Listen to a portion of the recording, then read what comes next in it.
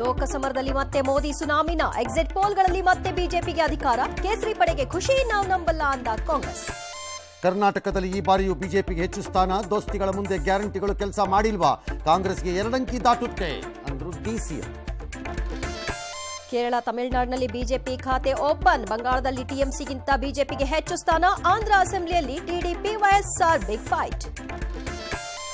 ವಾಲ್ಮೀಕಿ ನಿಗಮದಿಂದ 17 ಖಾತೆಗಳಿಗೆ ನಗದು ಟ್ರಾನ್ಸ್ಫರ್, ಎಂಡಿ ಲೆಕ್ಕಾಧಿಕಾರಿ ಬಂಧಿಸಿದ ಎಸ್ಐಟಿ, ಮಂತ್ರಿ ನಾಗೇಂದ್ರ ತಲೆದಂಡಕ್ಕೆ ನಡೆದಿದೆಯಾ ತಯಾರಿ.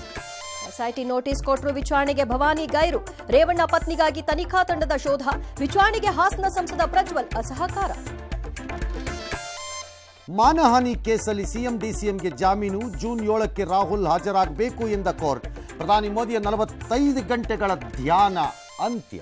ನಟ ಸಲ್ಮಾನ್ ಹತ್ಯೆಗೆ ಬಿಷ್ಣೋಯ್ ಗ್ಯಾಂಗ್ ಸಂಚು, ಪಾಕಿಸ್ತಾನದಿಂದ AK-47 ಸೇರಿ ಶಸ್ತ್ರಾಸ್ತ್ರಗಳ ಪೂರೈಕೆ, ಸಲ್ಲು ಚಟುವಟಿಕೆಗಳ ಮೇಲೆ ಪಾತಕಿಗಳ ನಿಗಾ. ಕರ್ನಾಟಕಕ್ಕೆ ನಾಳೆ ಮುಂಗಾರು ಮಾರುತ ಎಂಟ್ರಿ ಸಾಧ್ಯತೆ ಇವತ್ತೇ ಆಗಿದೆ. 5 ದಿನ ಬಿರುಗಾಳಿ ಸಹಿತ ಮಳೆ ಇವತ್ತೇ ಬರ್ತಾ ಇದೆ. ಉತ್ತರ ಭಾರತದಲ್ಲಿ ಮುಂದುವರಿದ ಬಿಸಿಲ ಬೇಗೆ.